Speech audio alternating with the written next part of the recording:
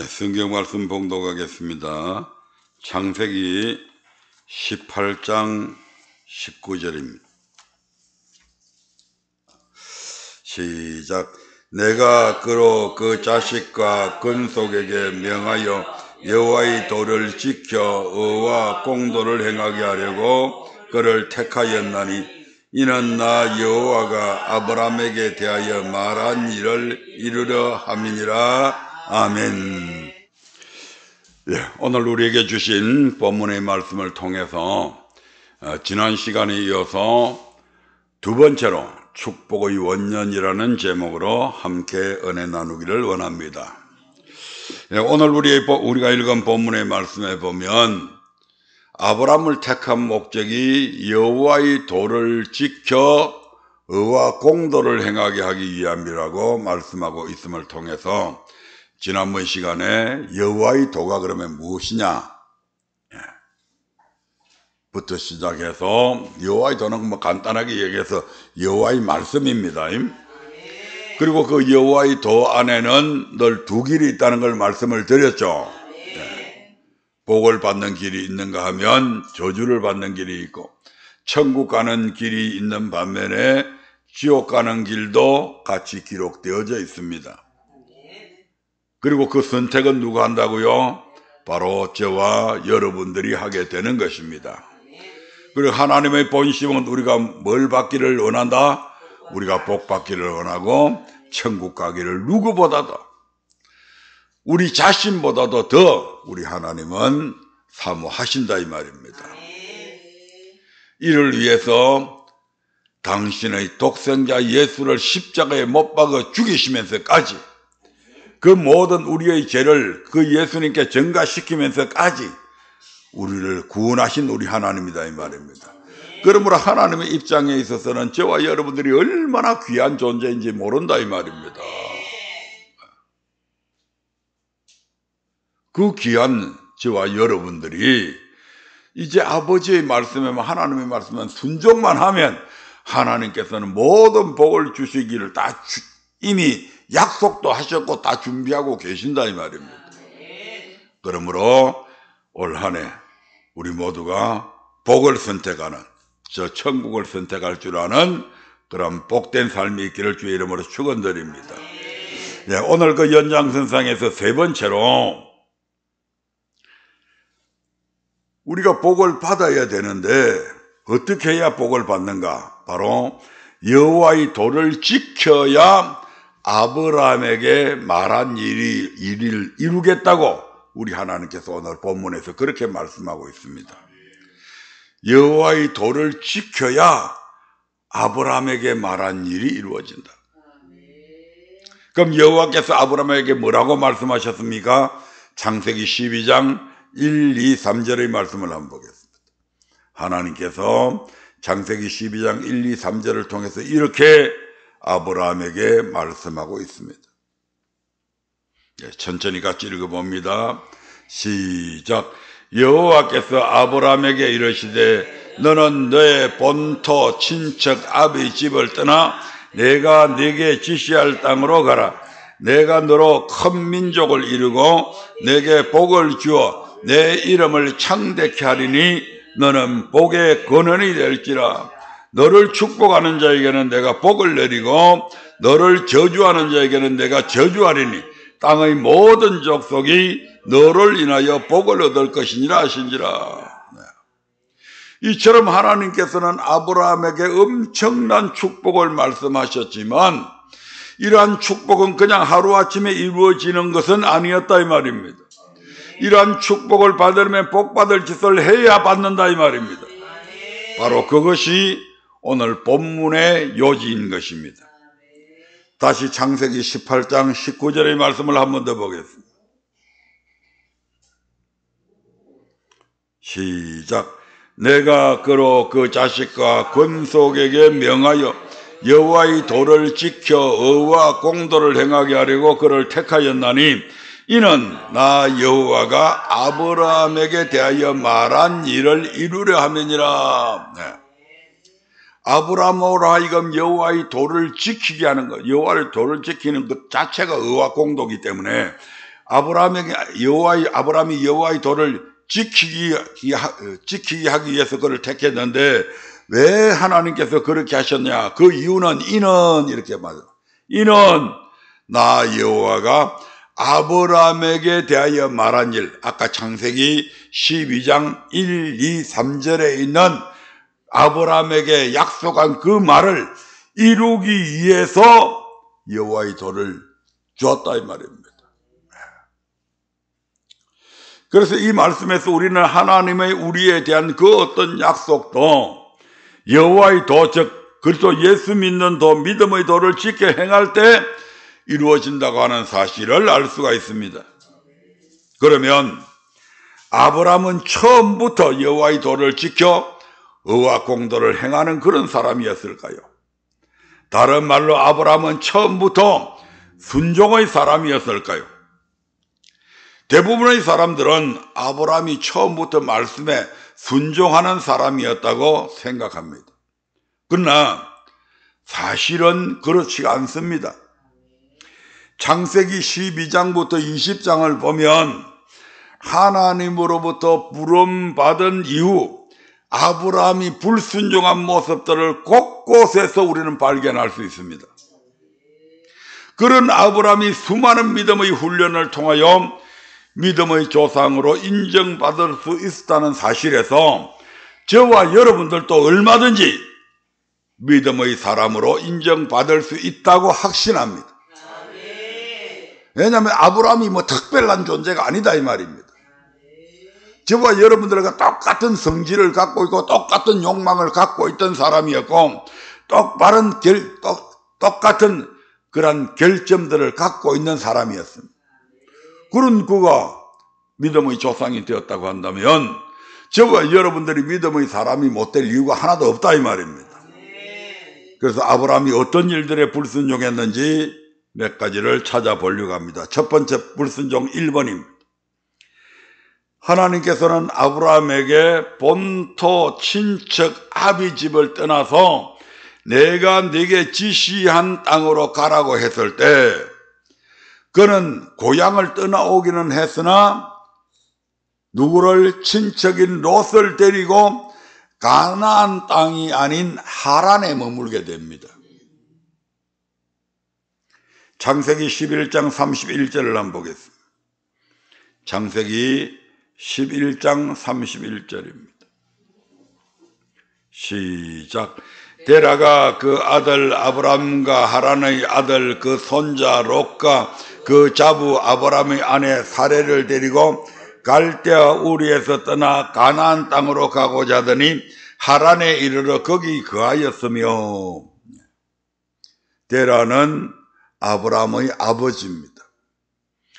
갈대와 우르는 어떤 도시냐면 오늘날의 그 당시에 메소포타미아입니다. 문명의 발상지죠. 그런데 거기에는 굉장히 많은 우상을 섬기는 그런 도시였습니다. 그 도시에서 아브람의 아비는 우상을 만들어 파는 그런 직업을 갖고 있던 사람이었습니다. 하나님께서 그런 아브람을 택하여서 야, 너 이 우상의 도시 여기서 있지 말고 내가 네게 지시하는 땅으로 가라 해가지고 결국 자기 아버지와 함께 가나안 땅으로 이제 가는데 가나안 땅에 가지 아니하고 도중에 머물러 버렸다 이 말입니다. 사도행전 7장 4절 한번 볼까요? 시작. 아브라함이 갈대아 사람의 땅을 떠나 하란에 거하다가 그 아비가 죽음에 하나님이 그를 거기서 너희 시방 거하는 이 땅으로 옮기셨느니라. 이처럼 하나님께서 분명히 가나안 땅을 지시하셨음에도 불구하고 아브라함은 하란에 머물렀고 또 조카 롯 일가 친척 데려오지 말라고 그랬는데 조카 롯까지 데리고 왔던 것을 볼 때에 아브라함은 온전한 순종을 하지 않았음을 볼 수가 있습니다. 이제 두 번째 불순종입니다.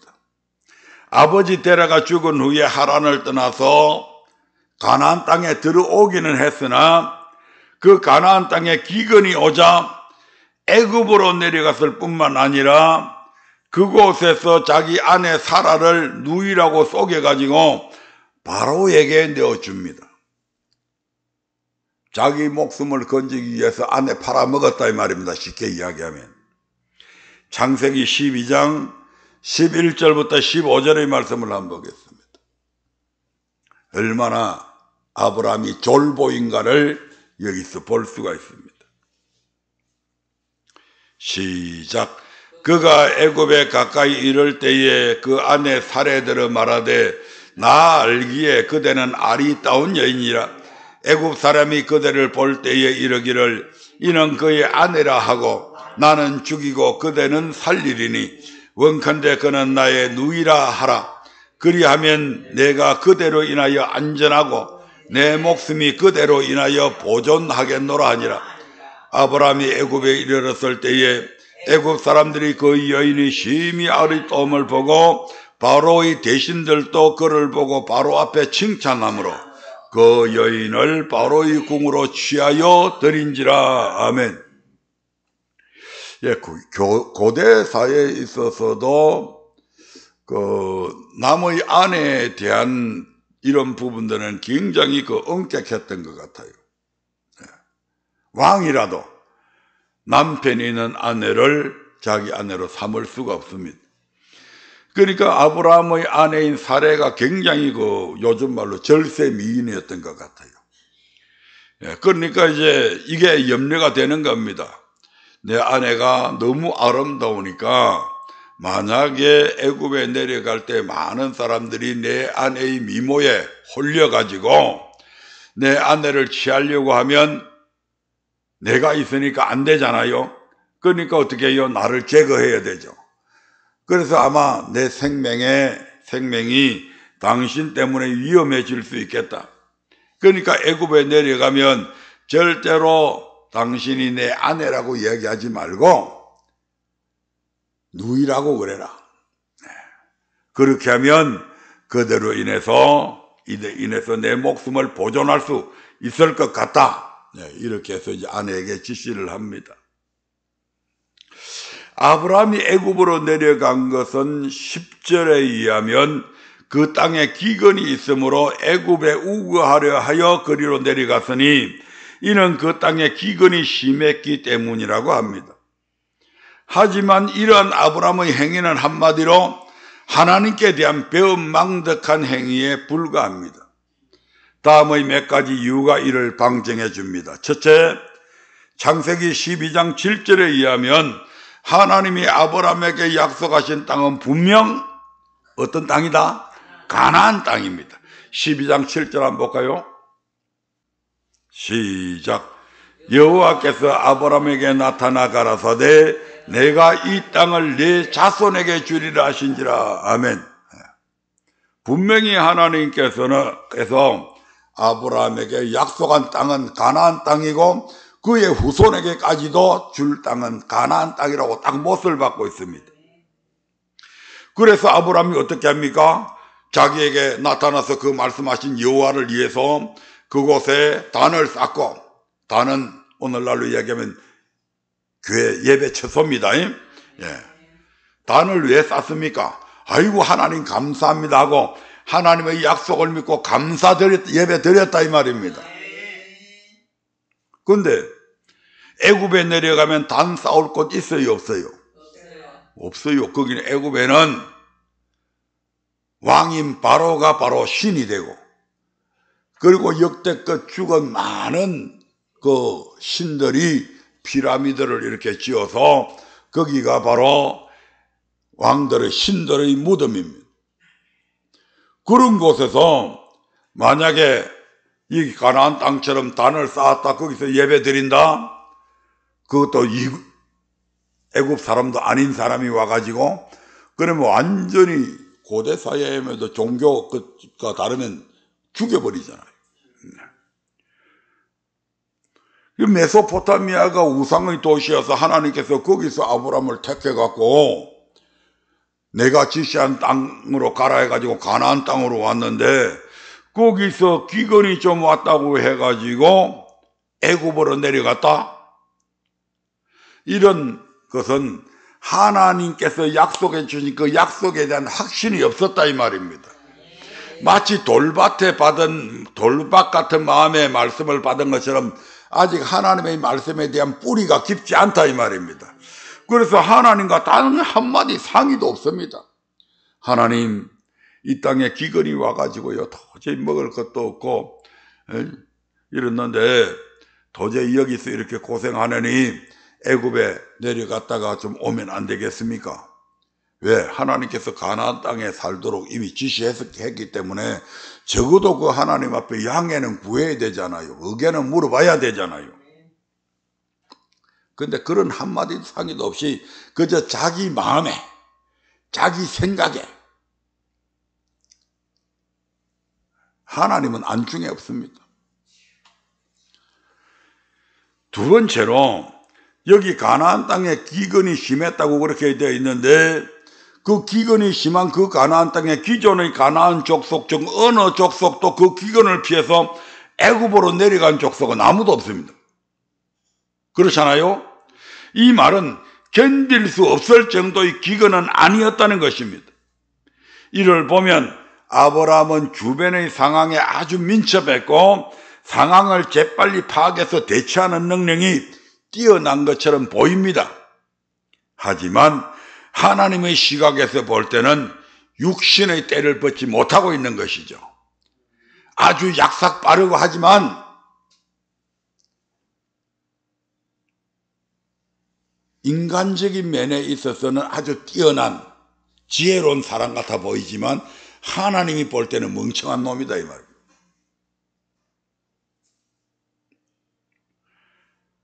하나님은 우리에게 똑똑한 것을 요구하시는 것이 아닙니다. 누가 하나님의 지혜를 따를 수 있습니까? 우리 딴에는 여러 가지 막 깨를 내고 이래저래 해봅니다만은 하나님이 볼 때는 웃으신다 이 말입니다.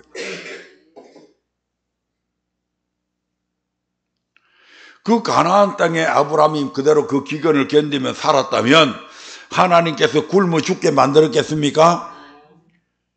오히려 그 기근 속에서도 아브라함을 더 부자되게 만들어서 가나안 사람들에게 야, 하나님을 믿는 저 아브라함은 진짜 대단하다. 그 하나님이 지켜주셔서 이 기근 때에도 하나님이 더 부유케 만들어 주셨다. 이런 하나님의 역사를 경험할 수 있지 않겠어요? 그런데 아브라함이 애굽으로 내려가 버림을 통해서 하나님께서 그렇게 역사하실 기회조차도, 하나님의 은혜를 경험할 수 있는 기회조차도 무산시켜버렸다 이 말입니다. 아브라함이. 그래서 여러분들이 하나님의 어떤 약속을 딱 받았으면 함부로 여러분들 임의대로 막 이래저래 깨내갖고 바꾸지 마세요. 이 말씀을 보면 어떤 게 생각나냐면 사사시대 때 나옴이라고 하는 사람이 있잖아요. 예. 이스라엘에 뭐가 왔다고요? 흉년이 왔어요. 예. 이스라엘 땅에 흉년이 와가지고 이 흉년을 피하기 위해서 어디로 가냐면 모압 땅으로 갑니다. 모압은 이방인이잖아요. 그 모압 땅에 가면 하나님이 섬길 수 있어요, 없어요? 하나님께 예배 드릴 수 없단 말이에요. 그런데 거기에 가면 먹고 살 게 있다고, 거기는 흉년이 안 들었으니까 거기에 가면 생활하는데 지장 없겠다 싶어가지고 보따리 다 싸질머지고 남편 엘리멜렉과 그 아내 나오미, 아들 둘 말론하고 기론, 이 두 아들하고 네 식구가 보침 싸갖고 그냥 남아있는 재산 털털 털어갖고 모압으로 갑니다. 결과는 어떻게 됩니까? 얼마 있지 않아서 남편 죽고 두 아들 장가 보냈는데 장가 보낸 이 두 아들도 얼마 후에 죽고 쫄딱 망해갖고 시어머니 나오미, 며느리 둘 하고 여자 셋이만 남게 됩니다. 완전 알거지가 된 거죠. 그래가지고 더 이상 모압 땅에 이제는 있을 그런 여력도 없고, 그래서 내 고향 이스라엘로 돌아가자 해가지고 돌아오는 장면들이 있잖아요. 우리 꾀대로 하면 안 된다 이 말입니다. 하나님께서 우리에게 약속하신 것이 분명히 성경에 수많은 약속들이, 아까 아브라함에게 한 그 약속이 저와 여러분에게 한 약속이다 이 말입니다. 그리고 성경에 있는 모든 구약과 신약에 있는 그 모든 하나님의 약속들이 바로 우리에게 주신 약속들이다 이 말입니다. 그러면 그 약속이 이루어지기 위해서, 아브라함에게 말한 일이 이루어지기 위해서 아브라함에게 여호와의 도를 주셨는데, 저희와 여러분들에게도 하나님께서 약속하신 그 수많은 약속들이 성취되기 위해서 하나님께서 우리에게 뭘 줬다고요? 믿음의 도, 그리스도 예수 믿는다. 어떻게 예수님을 믿어야 되는지, 어떻게 하나님을 섬겨야 되는지 저와 여러분에게도 하나님께서 도를 줬잖아요. 말하고 괴롭히려고? 아니란 말이에요. 우리에게, 저와 여러분에게 한 말을 이루기 위해서 하나님께서 그걸 준 거예요. 그래서 우리도 그걸 지켜야 하나님께서 약속하신 이 모든 약속들이 우리에게 이루어진다 이 말입니다. 그러므로 우리의 삶에 어떤 어려움이 있다고 해서 하나님과 약속을 저버리지 않는 저와 여러분들 되시길 바랍니다. 인내함으로 순종하면 복은 따놓은 당상입니다. 같이 따라해 봅니다. 인내함으로 순종하면 복은 따놓은 당상이다.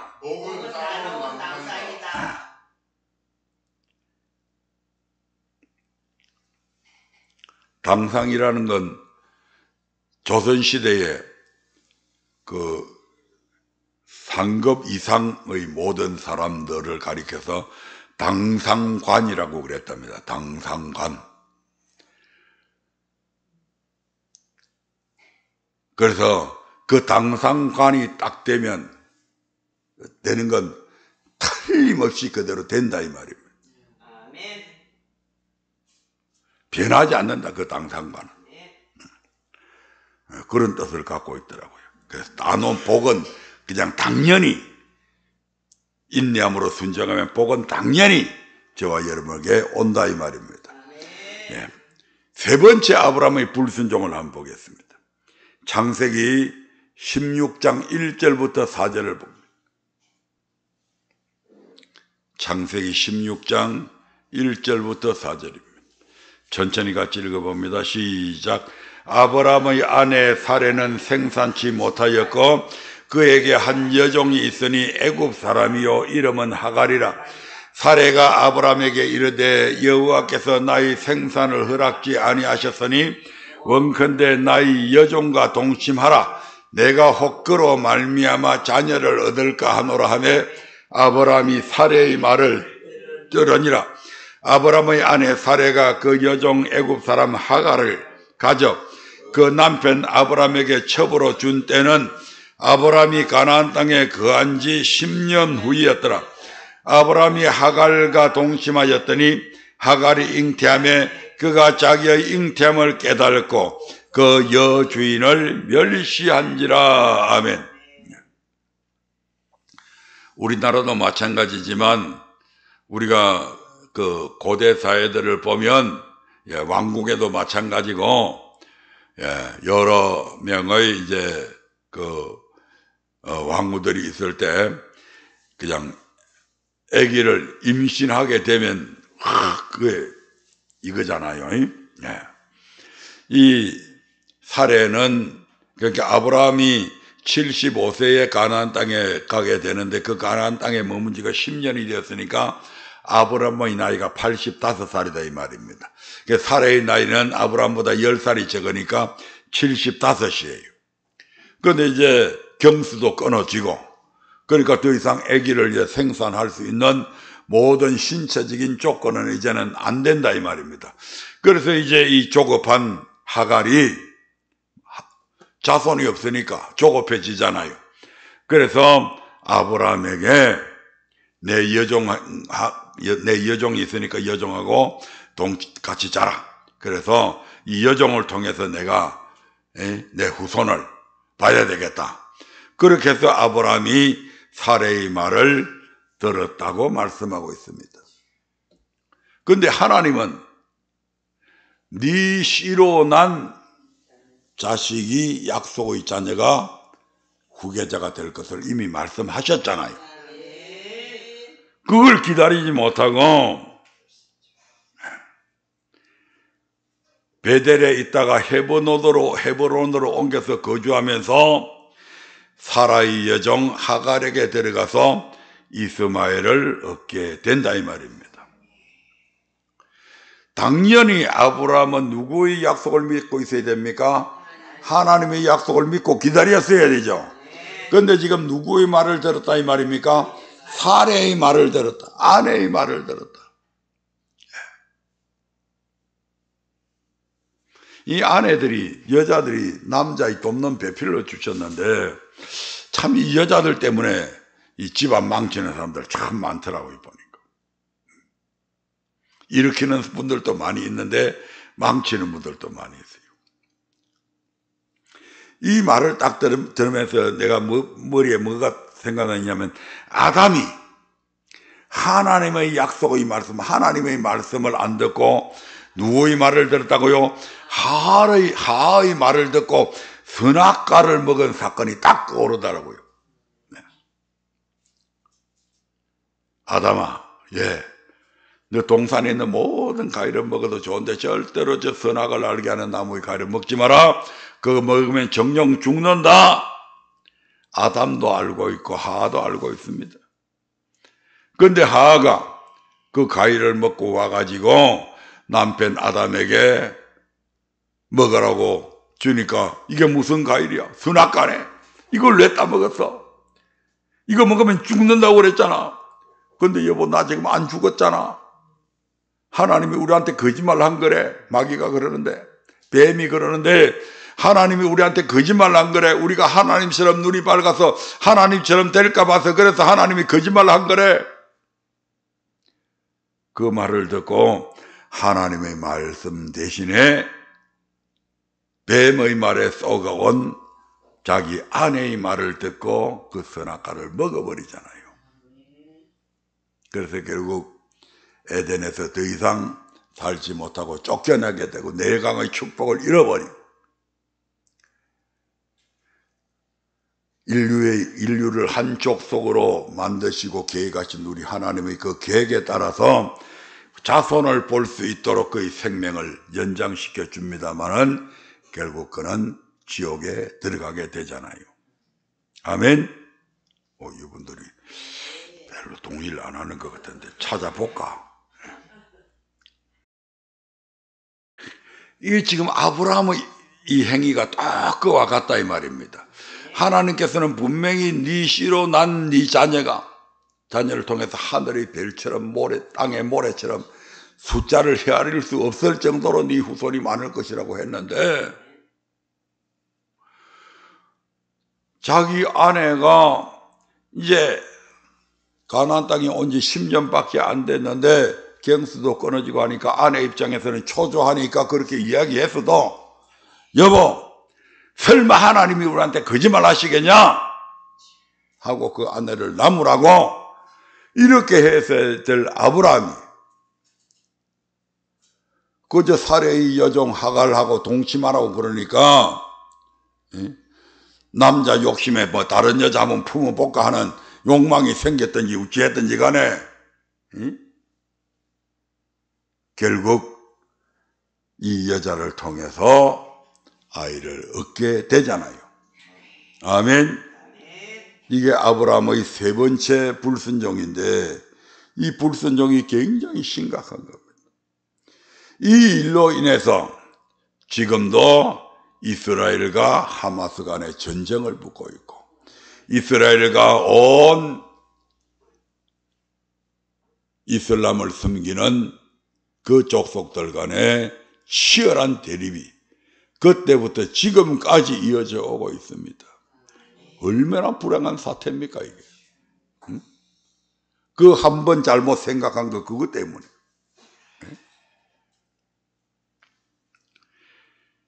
그러니까 아브라함의 입장에서는 지금 아브라함은 하나님의 약속을 믿고 하나님 편에서 서서 일해야 될 사람이 자기 중심적이라.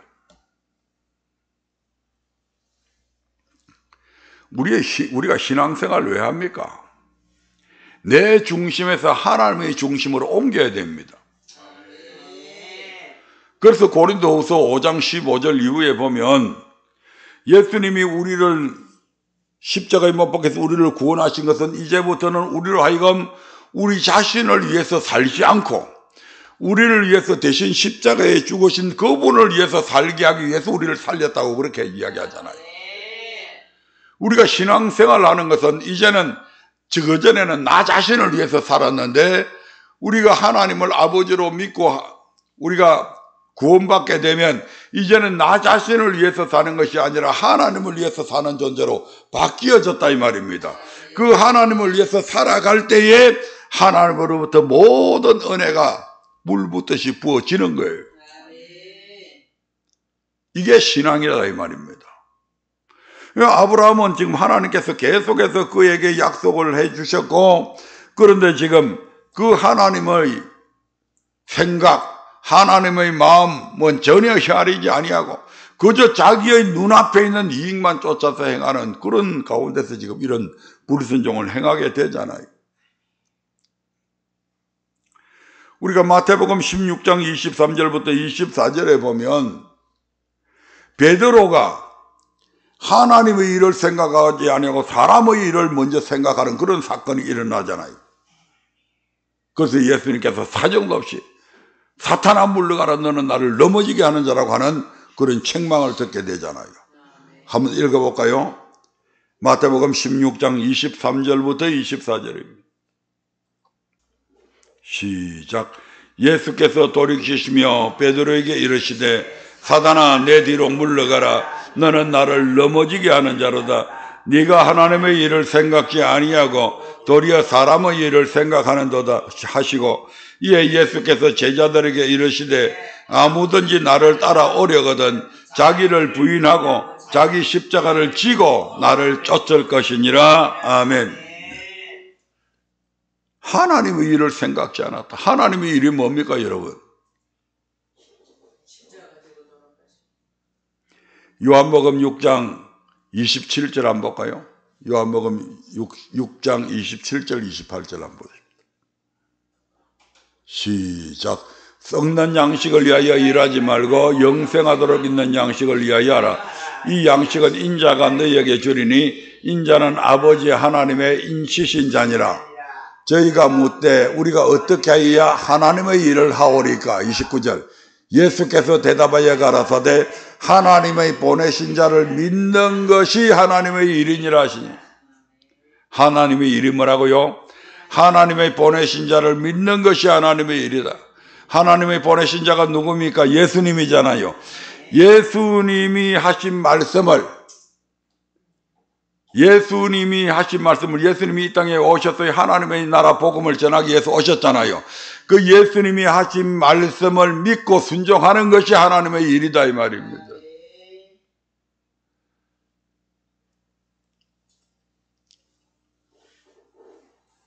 지금 아브라함에게 있어서 하나님의 일은 어떤 것입니까? 하나님께서 아브라함에게 약속하신 일을 믿고 거기에 순종하는 것이 하나님의 일을 하는 거잖아요. 그런데 아브라함은 지금 그 하나님의 약속은 까마득히 잃어버리고 사례의 말을 듣고 지금 하갈과 동침하게 되잖아요. 이건 뭐다? 사람의 일이잖아요. 자기 스스로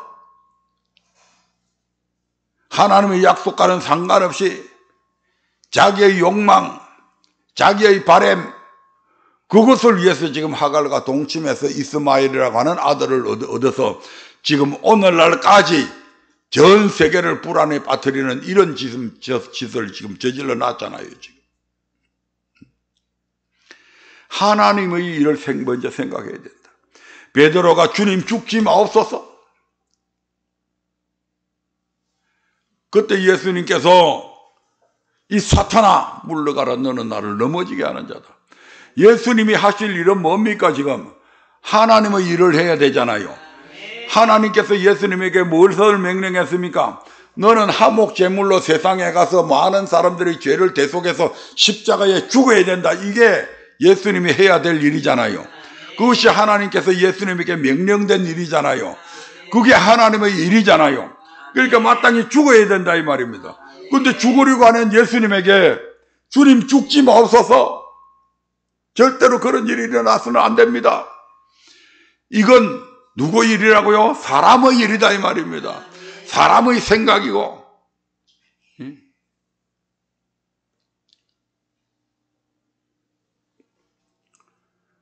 베나산에 올라갔을 때에 그 엄청난 영광을 바라본 베드로가 뭐라고 이야기합니까? 주님, 이곳에 초막셋을 짓되 하나는 주를 위해서, 하나는 모세를 위해서, 하나는 엘리야를 위해서 짓고 여기서 그냥 평생 삽시다. 이게 누구의 생각이라고요? 사람의 일이다 말이에요. 사람의 일. 그러니까 우리가 세상에서 무슨 직업을 갖고 무슨 일을 하든지 간에 내 위주로 이제는 생각하면 안 된다 이 말이죠. 이걸 통해서, 이 일을 통해서 내가 우리 교회를 위해서 어떻게 해야 되겠다, 이 일을 통해서 전도를 해서 내가 우리 교회의 빈자리를 채워야 되겠다, 이런 일들, 그런 것들은 하나님께서 기뻐하시는 하나님의 일이지만, 내가 이제 예수 믿으니까 열심히 기도해서 복 받아서 우리 집 30평짜리 아파트, 이제는 다른 사람처럼 50평짜리 아파트 살 거야. 자가용, 요새 벤처, 그게 제일 좋다는데 벤처 450짜리를 하나 살 거야. 그런 욕망을 가면 안 된다 이 말입니다. 그러면 벤처는 고사하고 그냥 티코도 못하고 다닌다니까. 그러니까 우리가 하나님의 일을 먼저 생각할 줄 아는 자가 돼야 된다. 그래서 예수님께서 그 뒤에 바로 이어서 하시는 말씀이 뭡니까? 제자들에게 이르시되 아무든지 나를 따라오려거든 자기를 부인해야 된다. 자기 생각, 자기 욕망, 자기 감정, 자기 중심적인 사고, 이 모든 것들 부인해라 이 말입니다. 자기를 부인하고. 예수님도 자기를 부인했잖아요. 예수님은 누구예요? 하나님이시잖아요. 그런데 예수님께서 이 땅에 오실 때 하나님으로 오셨어요? 사람의 몸을 입고 왔죠. 하나님과 동등될 것을 부정해버리잖아요. 하나님과 동등함을 취할 것으로 여기지 아니하시고 동등한데 동등 자체를 포기해버리잖아요. 그리고 사람의 몸을 입고 이 땅에 오셔서 죽기까지 복종해버리잖아요. 자기 철저한 자기 부인이죠. 자기를 부인해야 된다. 내가 있으면 안 돼요. 하나님 안에 있는 나는 필요하지만 하나님의 말씀을, 하나님을 벗어난 나라고 하는 존재는 필요 없는 존재다 이 말이에요. 하나님의 말씀을 벗어난 내 생각, 하나님의 말씀을 벗어난 내 감정, 하나님의 말씀을 벗어난 어떤 내 욕망들은 필요 없는 거다 이 말이에요. 철저하게 그런 것들을 부인하고, 그리고 자기 십자가를 지고, 십자가가 뭡니까? 십자가를 진다고 하는 것이 뭡니까?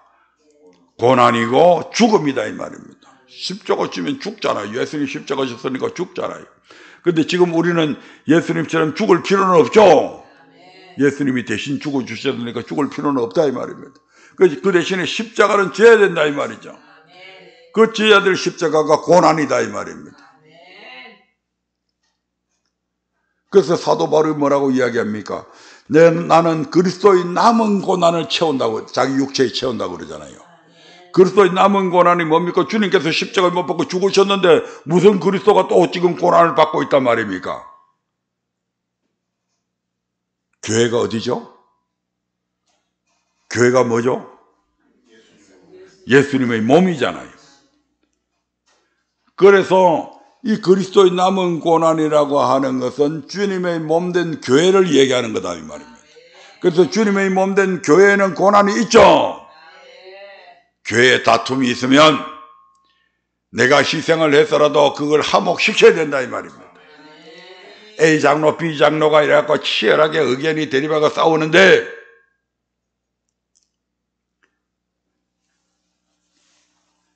장로님 시간 있어요? 예, 이번 목요일 날 저 아무개 무슨 호텔에서 같이 식사를 좀 합시다. 내가 오늘 그 뭐 좋은 일이 있어가지고 장로님 좀 대접하고 싶은데 오시라고 내가 근하게 차려가지고 지금 멋지게 한번 대접할 테니까 쏠 테니까 한번 오시라고. B 장로에게도 전화해가지고 장로님 이번 목요일 날 몇 시에 어디에서 같이 식사 좀 합시다.